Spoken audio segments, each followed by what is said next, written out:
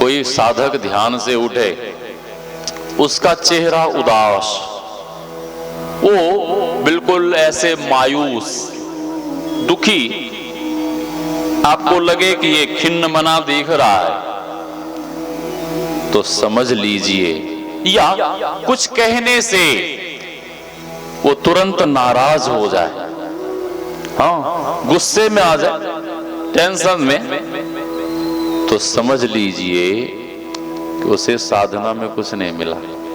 हाँ, और यदि कोई साधक आपके सामने आवे, कुछ ऐसी वैसी बातें आप उससे कहिए, कुछ अटपटा उसे बोल जाइए, और अटपटा सुनकर भी यदि वो खुश रहे, प्रसन्न रहे, आनंदित रहे, तो समझ लीजिए कि इसे साधना में बहुत कुछ मिल गया है। इसीलिए मेरी अटपटी बातों को सुनकर भी ये आनंदित है, बिल्कुल प्रसन्न है, खुश है। उद्धव जी ने पूछा कि हे प्रभु, आप किसका ध्यान कर रहे हैं? ये आप ध्यान लगा रहे हैं किसका? तो भगवान ने कहा, जो मोहि भजै भजौ में वाको, कलन परद छिन एक घड़ी। और इतना ही नहीं, काटो जन्म जन्म के फंदा। जो मेरा भजन करता है, जो ध्यान करते हैं, उनके जन्म जन्मांतर के बंधन को मैं काट डालता हूं, समाप्त कर देता हूं। जो मोहि भजै भजो में वाको। उद्धव जी ने पूछा, हे प्रभु, आपका ध्यान कैसे करना चाहिए? ध्यान से सुनिए, भगवान कह सकते थे कि मुझे देखो, मेरे रूप का, मेरे मूर्ति का, मेरे शरीर का ध्यान करो। नहीं, भगवान ऐसा नहीं कहते, भगवान ऐसा नहीं कहते।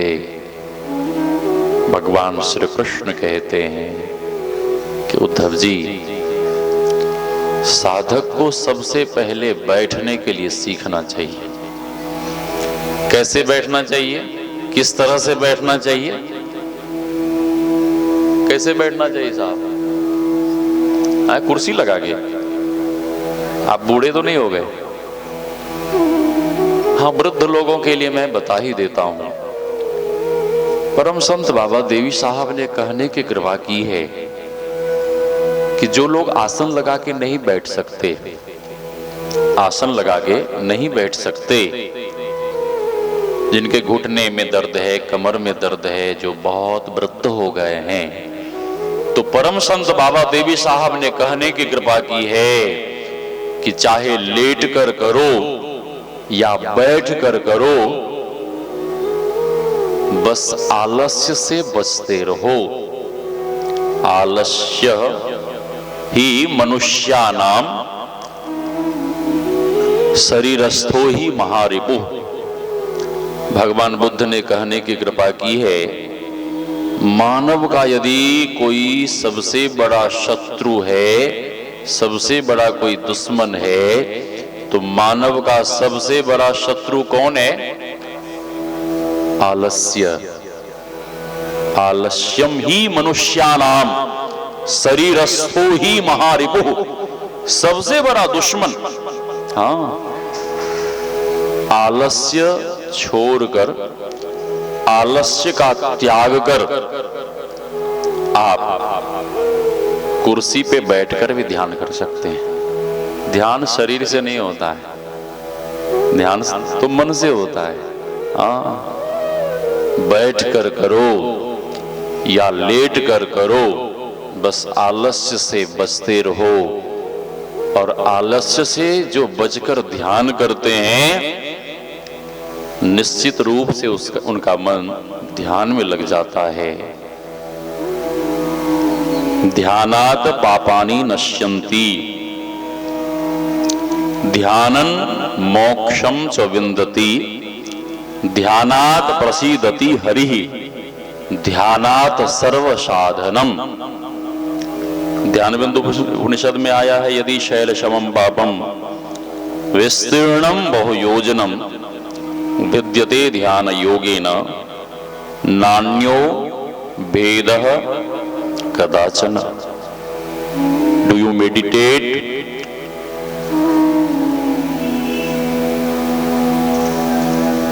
Do you meditate on his self in Brahma muhurta? नित्य ब्राह्म मुहूर्त में जगकर आप ध्यान करिए, और नित्य जब आप ध्यान करेंगे तो पापानि नश्यन्ति, आपके सारे पाप नष्ट हो जाएंगे। तो भगवान कह रहे हैं कि सबसे पहले साधक को बैठने के लिए सीखना चाहिए। उद्धव जी ने पूछा कि हे प्रभु, कैसे बैठना है, किस तरह से बैठना है? तो भगवान कहते हैं सम आसन आसीनः सम कायो यथा सुखम। सुख पूर्वक साधक को बैठना चाहिए। शरीर में किसी तरह का तनाव नहीं होना चाहिए, आंख पे जोर नहीं लगाना है, सामान्य भाव में विश्राम की स्थिति में बिल्कुल प्रसन्न होकर बैठना है।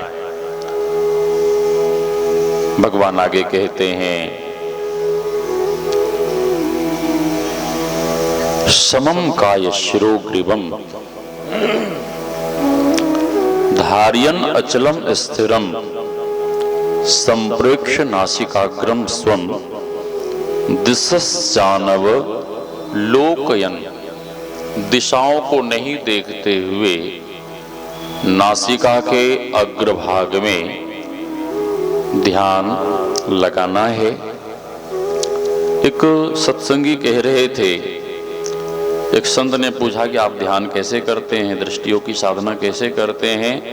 तो उन्होंने कहा कि गुरुदेव का आदेश है दृष्टि युगल कर अंगुल द्वादश पर दृढ़ धरु ठहराई।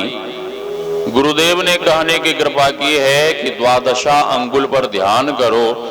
तो मैं नाक के आगे 12 अंगुल नाप लेता हूं, और 12 अंगुल की जहां समाप्ति होती है वहीं मैं ध्यान टिकाता हूं, ध्यान लगाता हूं। अरे ध्यान तो बाहर करना ही नहीं है, अंतर में देख सुन सुन, अंतर में देख सुन सुन, अंतर में खोजना, बाहर नहीं देखना है, भीतर में। एक लड़के से महात्मा ने पूछा कि बच्चा ध्यान करते हो? हाँ बाबा, हम भी ध्यान करते हैं। दीक्षा लिए हो? बोला नहीं, दीक्षा तो नहीं ली। फिर ध्यान कैसे करते हो? तो लड़का कहता है कि बाबा, आप लोग जो ध्यान करते हैं वो वाला हम ध्यान नहीं करते हैं। फिर कौन वाला ध्यान करते हो?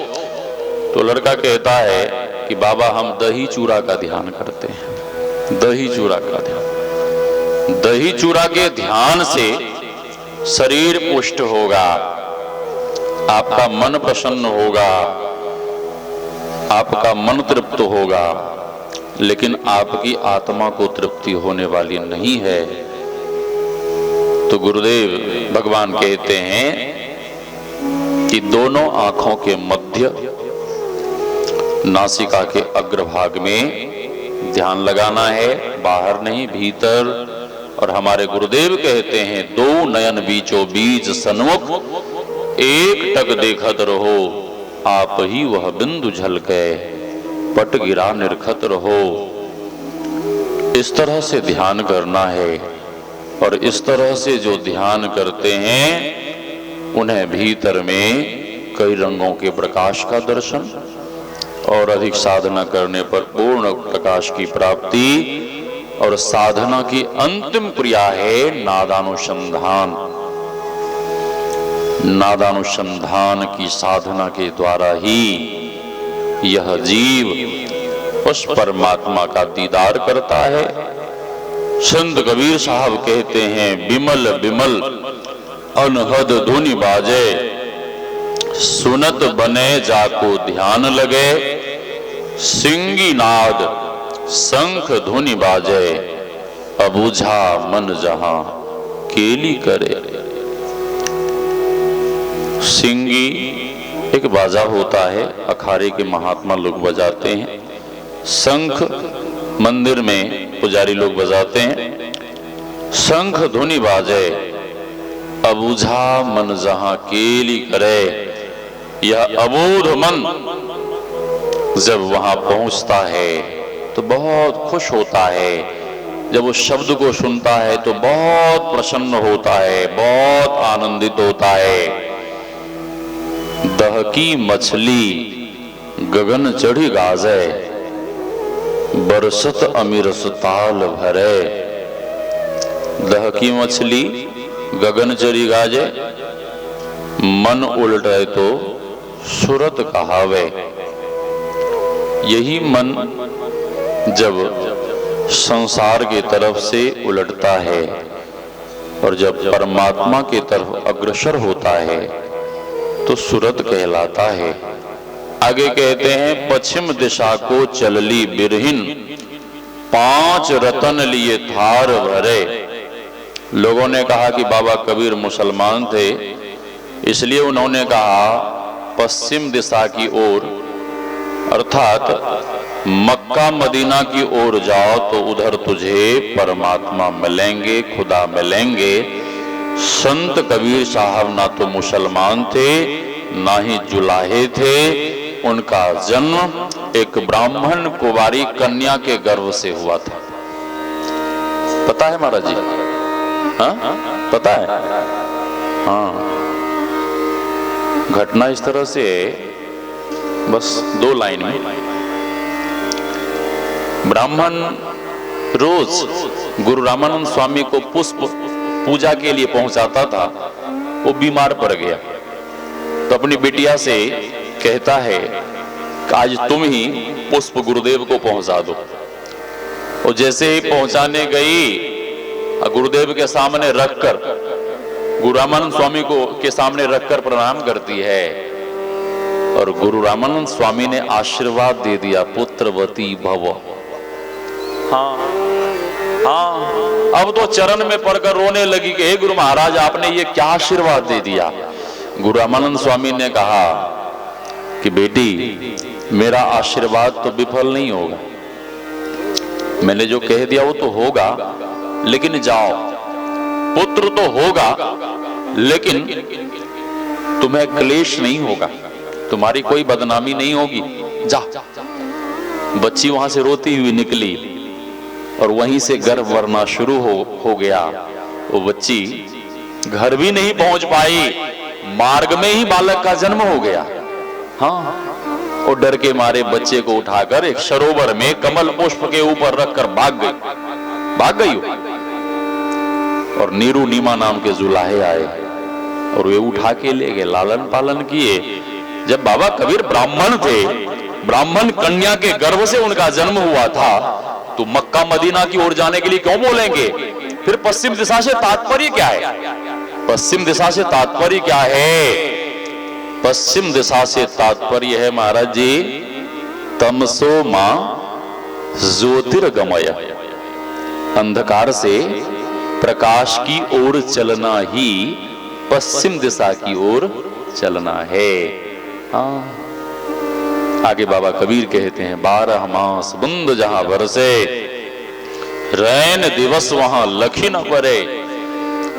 वह लोक ऐसा है, परमात्मा का लोक ऐसा है कि वहां ना तो दिन होता ना रात्रि होती है और 12 मास अमृत की वर्षा होती रहती वहां पे। हाँ, और जो उस अमृत को पी लेते हैं, बाबा कबीर कहते हैं अब हम अमर भये ना मरेंगे। फिर उसकी मौत नहीं होती, फिर वे आवागमन के चक्र में नहीं आते और वे सदा सदा के लिए परमानंद के आनंद में बिल्कुल लीन हो जाते हैं। जानत तुमई तुमई हुई जाई, भगवान श्री कृष्ण कहते हैं नौ तद भाष्यते सूर्यो न शशांको न पावकः यद गत्वा निवर्तन्ते तद्धाम परमं मम। गुरुदेव की वाणी में हम प्रभु प्रभु हम एक ही होई, द्वंद्व अरुद्वैत रहे नहीं कोई, मैं ही ऐसी आरती कीजे, भव महाजन्म बहुरी नहीं लीजे।